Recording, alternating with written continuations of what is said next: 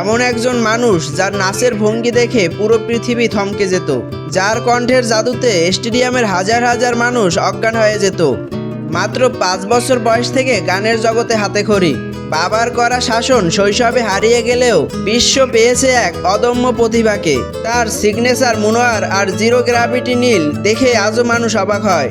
45 degree নীল ছিল একাধারে বিজ্ঞান, কারিগরি কৌশল ও শারীরিক কসরতের এক অনন্য বিস্ময়। নাচ আর স্টাইল দিয়ে তিনি বিশ্বজুড়ে তৈরি করেছিলেন এক উন্মাদনা। তিনিই হলেন বিশ্ববিখ্যাত পপ সিঙ্গার মাইকেল জ্যাকসন, যিনি অভিশাপকে বিশ্বজয়ের আশীর্বাদে বদলে দিয়েছেন। একটি কথা না বলেও হাসিয়ে গেছেন হাজার হাজার মানুষকে। ছোটবেলায় কথা বলতে গিয়ে তোতলামি করার কারণে তাকে অনেক হাসাহাসির পাত্র হতে হয়েছে। এমনকি অনেক টিভি শো তাকে রিজেক্ট করে দিয়েছে, কারণ তার চেহারা তথাকথিত হিরোদের মতো না। সে জানতো তার শক্তি কোথায়। তিনি কথা বলা ছাড়াই শুধু মুখের অভিব্যক্তি দিয়ে মানুষের হাসানোর এক অদ্ভুত ক্ষমতা আবিষ্কার করেন। কোনো সংলাপ নেই, শুধু বোকামি আর কিউট সব অঙ্গভঙ্গি। আজ তিনি বিশ্বের অন্যতম ধনী এবং জনপ্রিয় অভিনেতা। এই বিশ্ববিখ্যাত অভিনেতা হলো মিস্টার বিন। আপনার পছন্দের কমেডিয়ান অভিনেতাকে জানাবেন। Comedy king gym carry. অদ্ভুত সব মুখভঙ্গির জন্য তাকে রাবার ফেস বলা হতো।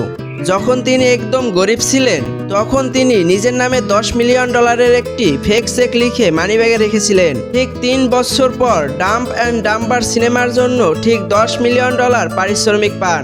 একেই হয়তো বলে ইচ্ছাশক্তি। দ্য ম্যাক্স সিনেমায় জিম ক্যারি যে বিশাল বড় নকল দাঁত পেয়েছিলেন, তা শুধুমাত্র কথা না বলার দৃশ্যে পড়ার কথা ছিল। কিন্তু জিম এতটাই ট্যালেন্টেড যে তিনি ওই বিশাল দাঁত মুখেই চমৎকারভাবে কথা বলা শিখে ফেলেছিলেন। অভিনয়ের জন্য নিজেকে কতটা উজাড় করে দেওয়া যায় তার সেরা উদাহরণ হলো জিম ক্যারি। একটি কথা না বলেও হাসিয়ে গেছেন হাজার হাজার মানুষকে, যার সিনেমা 100 বছর পরেও মানুষের মন জয় করে নেয়। লন্ডনের চরম দারিদ্র্যের মধ্যে বড় হওয়া এই মানুষটি ছিলেন একেধারে অভিনেতা, পরিচালক এবং সুরকার। তার বিখ্যাত চরিত্র দ্য ট্রাম্প তাকে বিশ্বজুড়ে অমর করে রাখে। তিনি ট্র্যাজেডি আর কমেডি এমনভাবে মিশিয়েছিলেন যে মানুষ হাসতে হাসতে কেঁদে দিত। মজার ব্যাপার হলো, একবার চার্লি চ্যাপলিনের মতো দেখতে মানুষের প্রতিযোগিতায় তিনি নিজেই ছদ্মবেশে অংশ নিয়েছিলেন, কিন্তু সেখানে তিনি তৃতীয় হয়েছিলেন।